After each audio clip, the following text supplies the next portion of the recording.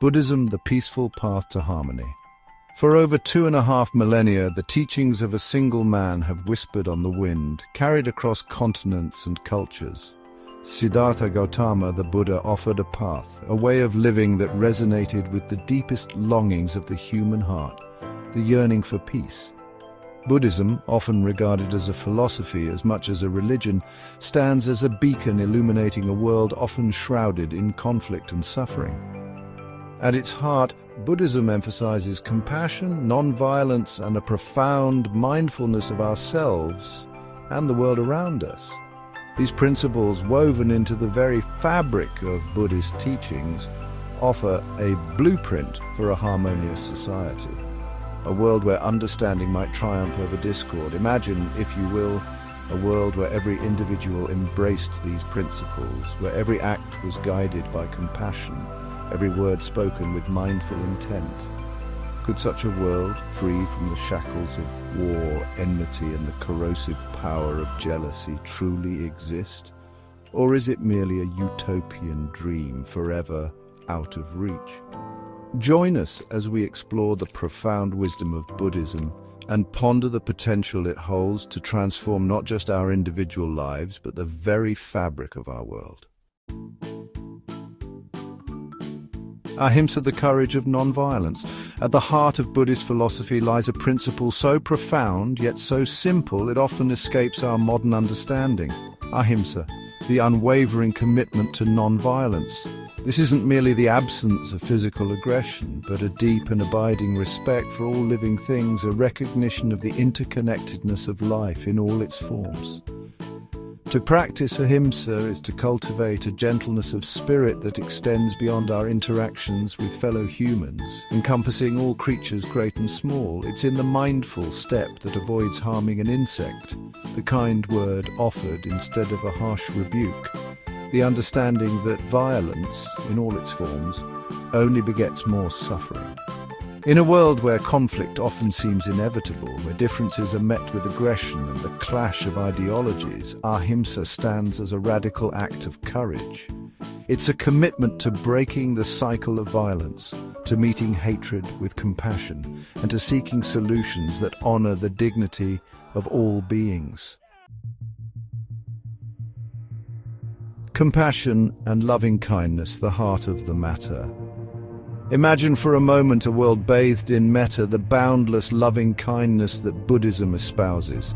It's a radical notion, this idea of extending compassion not just to those we love, but to all beings, even those who might evoke anger or fear within us. Karuna, often translated as compassion, flows naturally from this wellspring of metta. It's the ability to truly see the suffering of others, to feel empathy for their pain, and to act with kindness and understanding. In a world often driven by self-interest and competition, cultivating metta and karuna requires a profound shift in perspective. It means recognizing that our own happiness is inextricably linked to the well-being of others. When we let go of judgment and embrace compassion, we begin to dismantle the very foundations of hatred and prejudice, paving the way for a more harmonious world. Egolessness, anatta, transcending the self. We humans, we cling to the idea of self, our desires, our fears, our very identities, all wrapped up in this fragile construct of ego.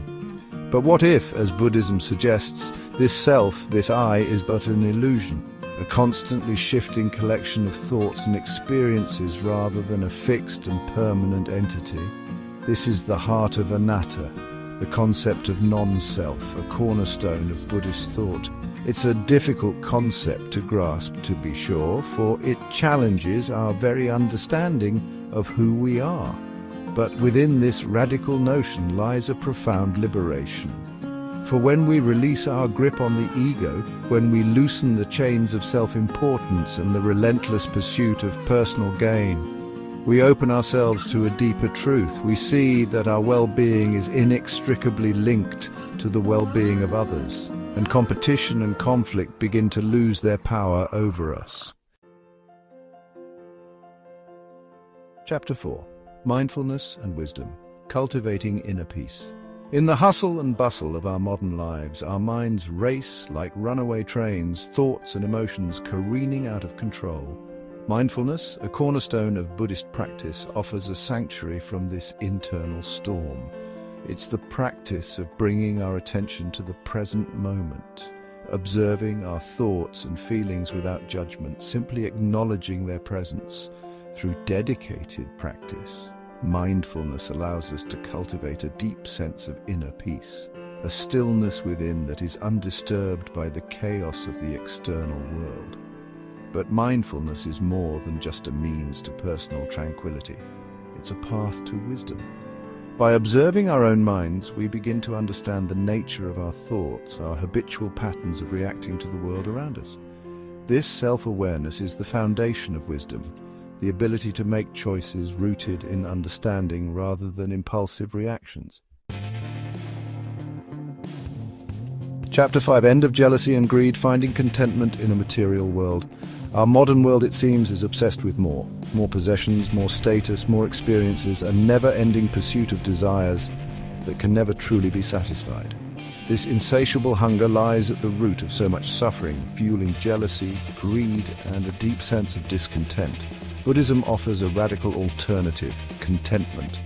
It teaches us to appreciate what we have, to find joy in simplicity, and to cultivate gratitude for the abundance that already exists in our lives. This doesn't mean denying ourselves pleasure or living a life of austerity. Rather, it's about shifting our focus from external validation to inner fulfillment. When we learn to find contentment within ourselves, when we loosen the grip of material desire, we create space for genuine happiness to flourish.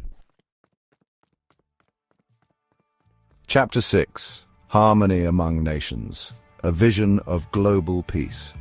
Imagine, if you will, a world where the halls of power are no longer filled with the clamor of competing agendas, where the threat of violence is replaced with the quiet strength of diplomacy. Imagine leaders guided not by greed or the pursuit of dominance, but by the principles of compassion, wisdom, and a deep respect for all beings. This is the vision of global peace that Buddhism offers, a world where nations interact not as rivals locked in a struggle for supremacy, but as partners working together for the collective good. It's a vision that requires a fundamental shift in how we view power, a recognition that true strength lies not in domination but in service. Imagine a world where resources are shared equitably, where differences are resolved through dialogue and understanding, and where the well-being of all people, regardless of nationality or creed, is held as the paramount concern. In a world often fractured by divisions of race, religion, and nationality, Buddhism offers a powerful antidote, the concept of universal brotherhood. It's the understanding that all beings, regardless of their differences, are interconnected, sharing this precious planet and the journey of life itself. This interconnectedness is not just a philosophical concept, it's a lived reality.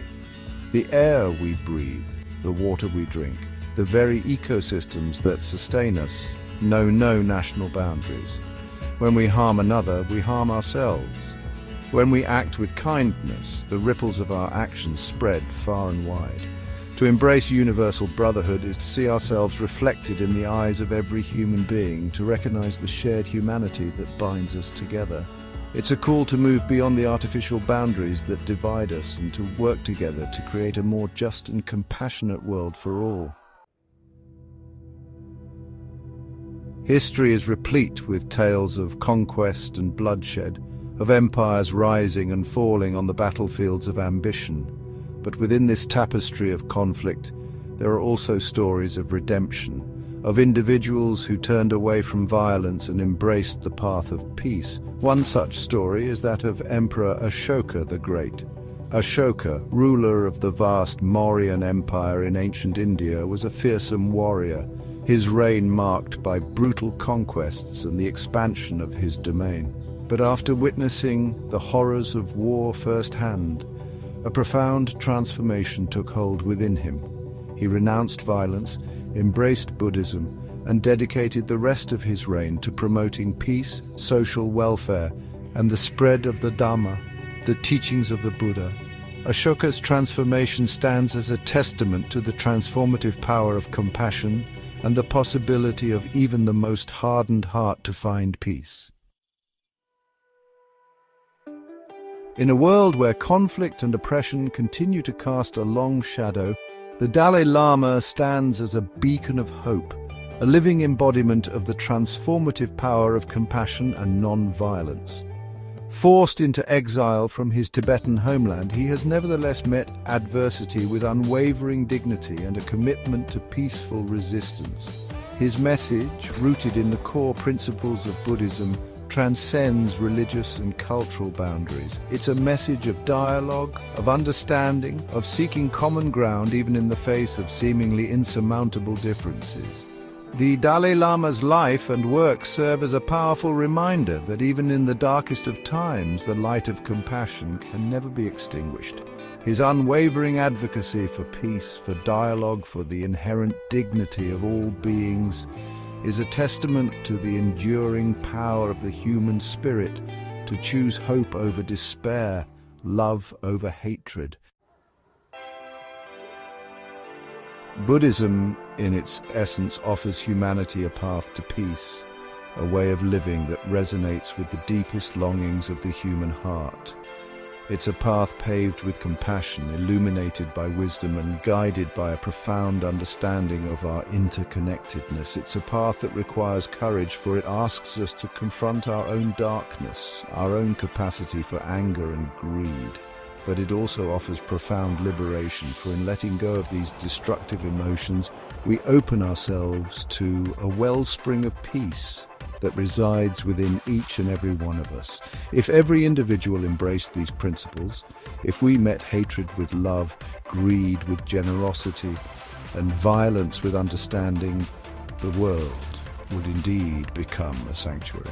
As the Buddha himself said, hatred does not cease by hatred, but only by love. This is the eternal rule. Let us, each and every one of us, strive to embody this truth, to walk this path of peace and harmony, not just for our own benefit, but for the benefit of all beings. So